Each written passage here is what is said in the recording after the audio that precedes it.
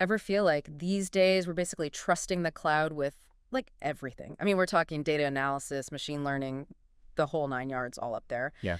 But, like, how do we know that sensitive stuff is actually safe, you know? Right. Well, that's what we're diving into today, this whole framework called SGXPy. Okay. Supposedly, this thing locks down your Python code even in those, like, kind of wild cloud environments. So joining me to, like, break this all down is our expert in all things cloud security. Hi. So is this SGXPy the real deal? Or is it just another one of those, like, tech buzzwords? It's definitely more than just hype. Okay.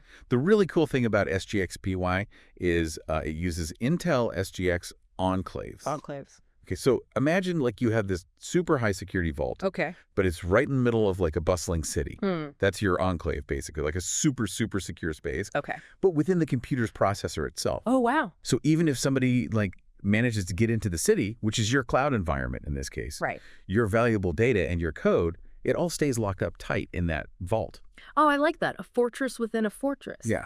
But, like, how does SGXPy actually go about building this digital vault around my code? So picture this. You got this detective, right? Okay. And they are meticulously documenting every single move that your Python application makes. Oh, wow. That's kind of what SGXPy is doing. Uses this tool called trace. Trace. And it basically tracks every single file your application even touches. Wow. And from that, it builds what we call a dependency manifest. Dependency manifest. Think of it like a really, really detailed ingredient list. Okay. But for your code. Okay, so it's like it's keeping tabs on everything. Yes. Making sure that no one is, like, swapping out the sugar for something a little less. Well, Exactly. And I can only imagine how important this is when you're dealing with, like, really sensitive data. oh, yeah. You need to know for sure that no one has messed with your tools. Absolutely. And it doesn't stop there. Oh. It also acts as, like, this really strict bouncer for file access. Okay. It categorizes files as either trusted, meaning they're totally untouchable, Right. or allowed, meaning modifications are, like, permitted. Okay. It's adding this whole extra layer of protection so no one's messing with your code or your data. So you're like setting your code in stone, no last minute edits unless you've got clearance. Right. That's really smart. Okay. But this is where I could see things getting kind of messy. Python, it loves to spin up these multiple processes. Yeah. Especially with those like really data heavy tasks we've been talking about. Yeah. Isn't that like a recipe for disaster when you're trying to keep things secure? It's definitely a challenge, Yeah. managing all those different processes. But this is actually where SGXPy really shines. Okay. It's like the ultimate multitasker. It makes sure that each of those little child processes, they behave themselves. Okay. They inherit the right permissions, and they don't even think about touching something they shouldn't. Okay. It's all about keeping things organized. Oh, so it's like that one super organized friend who can, like, juggle a million things at once, but instead of to-do lists, it's like your code. Exactly. Yeah. And to be triple sure that everything's running smoothly, Yeah. SGXP has one more trick up its sleeve. Yeah. So at runtime, it actually checks everything against that dependency manifest we were talking about before. Right. Like it's a security guard with that master list, Okay. just like meticulously checking everybody's IDs. Yeah. And if there is even like a tiny little discrepancy, boom, alarm bells are going off. That's, like, seriously thorough. This all sounds amazing and, like, super secure, but let's be real for a sec. Sure. Are there any, like, cracks in this fortress? Is SGXP actually as good as it seems in, like, the real world? That's a great question. And it's good to be a little cautious. Right. Because nothing's perfect. Right. No security solution is perfect. Right. SGXPy is definitely really effective. Okay. But, there are limitations Okay. when it comes to those, like complex real-world applications. Yeah. SGXPy actually been put to the test. Okay. And you know what? It actually holds up pretty well. Really? For example, it passed, are you ready for this? Yeah. Like 97.6% of NumPy's unit tests. Wow. And that's a big deal. Yeah, no, I was going to say, for anyone listening who might not know, NumPy, that's like a cornerstone of data science in Python. Absolutely. It's huge. So if SGXPy can handle that, right. that's a good sign it can handle other real-world stuff. Yeah, it's a really good indicator. That's awesome. Yeah. But I do have to imagine, though, that all this security, It's got to come with a price tag, Yeah. both literally and like figuratively, right? Well, you are absolutely right. Yeah. SGXPy, it's great at security, Right.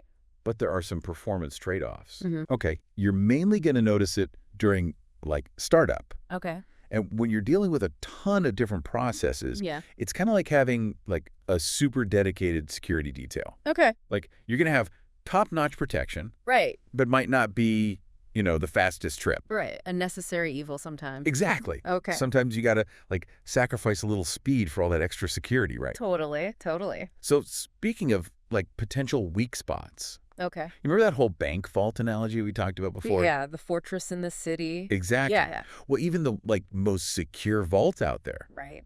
they still have those little weaknesses that, a really crafty thief could use to get in. Okay. This is where you start to make me nervous. Hmm. What kind of weaknesses are we talking about here? So have you ever heard of side channel attacks? Not really. So these are really sneaky. Okay. They don't actually attack your code Mm-hmm. directly. They look for these like subtle little weaknesses in the hardware itself. Oh, so more like a spy finding a hidden way in. Exactly. Like breaking down the front door. We got, Okay. Think of it like this. Yeah. Instead of trying to bust the lock open, Okay. the thief is like listening super carefully to the clicks, trying to figure out the combination. Whoa. That's kind of what a side channel attack is like. Whoa, hold on. Side channel attacks, that sounds like something straight out of a movie. Yeah, it's a little bit, right? How worried should I actually be about these things? Is this just like a theoretical thing? Right. Or are these actual threats that like people are using? Side channel attacks, huh? So are these things actually like a real problem? Yeah, they're definitely a real concern. Even with like all the security measures of something like SGX, Right, yeah. it really is this constant back and forth, Yeah. Attackers find a new way to exploit something, Right. and then the defenders, they got to figure out how to like stay one step ahead. So it's not exactly the like totally impenetrable fortress we might have thought it was. Well, yeah, no security solution is ever going to be perfect, right? Yeah. It's all about having these like layers of protection and understanding, what each one can and can't do. Okay, so with SGXPy, the main thing is it protects your code while it's running, right? So like if someone got their hands on my code before it was running, like before it made it into that secure enclave, then it doesn't really matter, does it? Yeah, that's a great point. Because they already have like the blueprints at that point. Exactly, you're exactly right. Okay. So that offline security piece, Yeah. that's something where SGXPy, at least right now, it doesn't offer as much protection. Okay, so it's more like a really, really good security system than like a magic bullet. You still have to be smart, about how you're using it. Absolutely. What other precautions you're taking. But are there like any new developments, anything in the works that might be able to address some of this stuff in the future? Yeah, for sure. I mean, this whole cybersecurity landscape, it's constantly changing. Right. But one really interesting thing on the horizon is SGX2. SGX2, okay. Which is this updated hardware. Okay. And the big thing there is dynamic memory management. Oh, wow. Which could mean like even better performance for SGXPy. Okay. Especially for those like really complex applications. So it's like upgrading your standard vault to one with like laser grids and motion sensors. Exactly. And actually, there's something else that's kind of in the works too. Oh, what's that? Intel Protected File System. Okay. That one could be really huge for offline security. Okay. Because that would add this whole other layer of protection for your code even when it's not running. Very cool. Okay. So some things to keep in mind, some potential issues, but also a lot of cool stuff happening. So for someone listening, right, and they're thinking, man, this all sounds kind of intense. Should I be worried about my Python code in the cloud? Like, what's the takeaway? Honestly, I think if you like zoom out and look at the big picture, SGXPy, it's a huge step forward for making cloud computing more secure. Okay. Especially for things like data science and machine learning, where people are using Python a lot. Right. It's not a perfect solution, right, but it's a really powerful way to help keep your code and your data safe. Yeah. So it's like having a top-notch security system. Exactly. Even if you're living in like a not so great neighborhood. Right. Exactly. It's not foolproof, but it definitely helps. It definitely improves your chances. For sure. Amazing. Yeah. Well, hopefully this deep dive has given everyone listening like a good understanding of what SGXPy is, Yeah. how it works, why it even matters, especially if you're working with like sensitive data. Right. But don't stop here, okay? If any of this was interesting to you, yeah, and let's be real, how could it not be, right? True.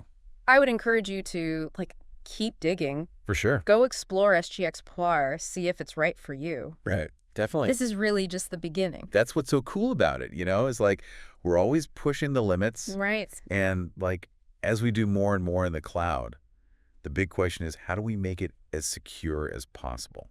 Great question. It's something to keep thinking about as you're, looking into all this stuff. Absolutely. And on that note, we will leave you with that very thought-provoking question. Until next time, stay curious, keep those brains engaged, Yeah. and we'll catch you on the next deep dive.